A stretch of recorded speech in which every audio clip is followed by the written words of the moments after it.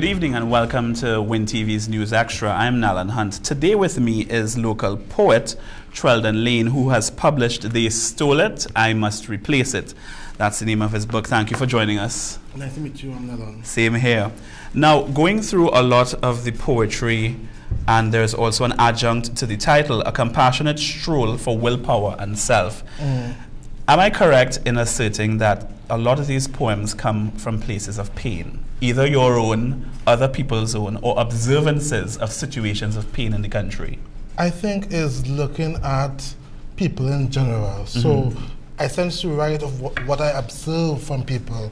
So I wouldn't say it's really what I have been through per se, but it's what people in general is going through too. Now, I must say, to assert yourself as a local poet is definitely a step in the right direction, and we have to applaud you for taking such a stand, because in Trinidad and Tobago, we're still at a very nascent stage of appreciating people's innate writing abilities, their ability to use and mold language as a whole to express and communicate to the nation as a greater audience. When did you think, or when did you decide, or when did you feel inspired to become a poet? I decided to be a poet after some years of going through my personal trials and tribulations. So I decided to write my very first poem, which is the very first poem in my book. It's called People Echo. It's called Sorry I Care. And So What, Who Cares? What, Who Cares, right. And that poem, it really came from the depth of knowing that the world is full of hate and hatred and bitterness. So I wanted to show them in the end that, you know, so what? Who cares? And in the end, God cares. And that's the way we have to really assess things, to know that, you know, we are hurting the whole world in general, but, you know, God is there, and we need to value his input into the world as a bigger large. Could you read So What, Who Cares for us, from beginning to end? I'd like people to hear the words. My very first poem is very infancy stage, but it is published in my first book. I look around, and in my eyes, it will cold as ice. No one cares about anyone. It's so hard, so careless, so carefree. So what? Who cares? I long for the day when someone will care.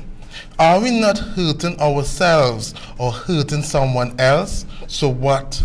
Who cares? We need to love, not hate. We need to give, not take. We need to ascend, not descend. We need to soar. So what? Who cares? So what? Who cares? I know, God cares. Thank you very much. It certainly ends on a note of hope, inspiration, and optimism for the future.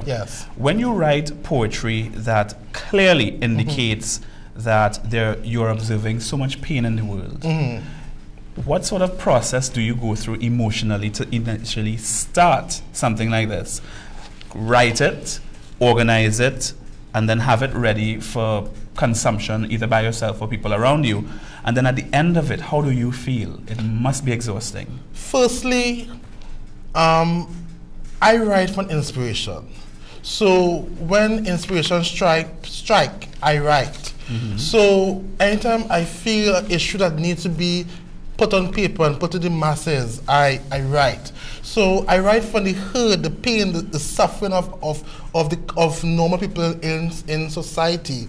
So I'm trying to address the issues and show them that, you know, if you have a positive outlook on life, you can overcome these obstacles and you can achieve greatness if you work for it. But the key word is working for it.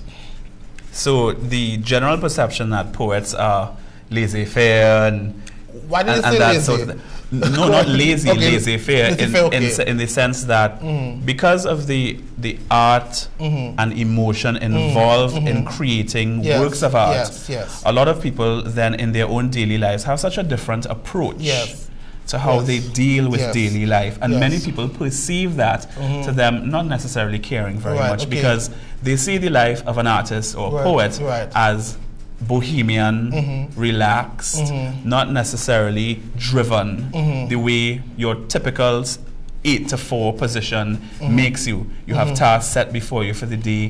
Those must be accomplished. And at the end of the day, you either report or indicate whether those tasks have been performed.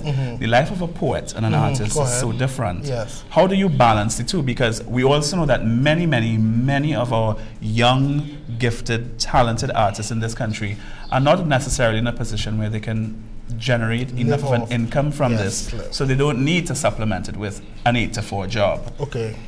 To answer that question, right, I was working before, but I left work to work on my first book. And I'm not working right now because I'm trying to promote the book and make the book more internationally renowned, because the book is published is not a locally published book. So to answer that question, I'm trying to make poetry, the art, my sole income, my sole form of job per se. What do your family and friends think of you boldly stepping out from that traditional form of employment to now use what is so, let me say this, close to your heart? If you love something so much, you sacrifice for it. If you say you're getting married and you love a girl so much, you sacrifice, you make commitments to her, and vice versa. If you say you love poetry and you want to make this your career, everything in this world is a sacrifice. But in the long analysis is knowing that it is going to pay off. So everything in life is sacrifice. So I'm sacrificing my time and my effort to produce good work. So maybe one day my children could reap the rewards of my book. But you have to sacrifice. Make a start and sacrifice. For sure. You touched on the fact that the book is not published locally. Yes, it is, yeah. Why is that? Because I don't want to sugarcoat nothing. I'm going to be very pale and very raw. Locally, we don't have an industry, and I'm not going to sugarcoat that to please nobody else. For years, I've been trying to get a book published locally, and it went nowhere. We don't have a publishing industry. Frankly, we don't even have a big reading public. So that's the reasons why I decided to look for a publisher overseas. What was their response to you bringing this work to them to have it published? Actually, I submitted the book to them, and I got a response within a month. And they said they're offering to publish my book. Obviously, I will be thrilled to know that they are doing that for me. So I jumped to the occasion and I said, fine, I am going through with this publisher. And what is the process of publishing outside of the country as opposed to possibly doing it here? People feel publishing is like a now for now business. No, it's not. It takes years before a book is out of the market. So the first steps in the publishing process is accepting the publishing terms of your contract. Then they forward the contract to you, sign. You have to do a author questionnaire, like asking questions about the author, and take out pictures for the book and photo shoot, and editing, layout. Is a long process. It took this book to come on the market. It took a year. Actually, tomorrow is the official release date for my book. Where is it being launched? You have a book launch? I'm trying to have a launch in Trinidad at Nallis Library, but I'm working on that right now. I'm still in wraps, but I'm asking that if anybody wants to sponsor my book launch, I would gladly appreciate it. Gladly. Yes. Yeah, because we need to support our art form, because we are creating for the next generation. So if anybody want to contact me, you can talk to the host right here, and he will get in touch with me. Certainly. I have, in my own perception, I've noticed that as a region, the Caribbean area is actually, we go through ebbs and tides of creativity when it comes to writing. Yes. We'll go through a burst of a lot of writers expressing themselves and a lot of work going on to the market, and then it's almost as if that recedes for a while. It and then the public actually starts to crave, Yes. you know, is there anyone out that we could, is there anyone out lately? We haven't heard anything.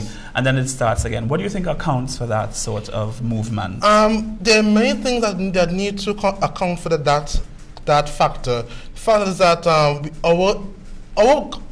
the Caribbean region, our focus is more on dancing and party, and that's what we put focus on. But we don't realize that the importance of the literary world, because it really expands a child mindset. And that's the bad part about us as a region. We focus on dancing, party music. We need to understand it all works together. It don't work separate. And if it all come together and we all realize that all the arts, it builds our region, then maybe one day we will have industry in this whole region. Who are your inspirations? Who is my inspiration? Your literary inspiration. Wow, that's a long list. Go right ahead. But I love Maya Angelou. I'm a big fan of Maya Angelou. I love Maya Angelou because I connect with the way she writes. I connect with the way she writes. She is, wow, I just love Maya. I'm a freak on Maya. Any particular works? I like Still I Rise. I love Still I Rise. That's a powerful piece. I love that piece. And I find for a female poet, she carries herself with such grace and such authority that I just love to hear. I just love to hear speak. Frankly, when I'm home and I'm on the internet, I do research on YouTube.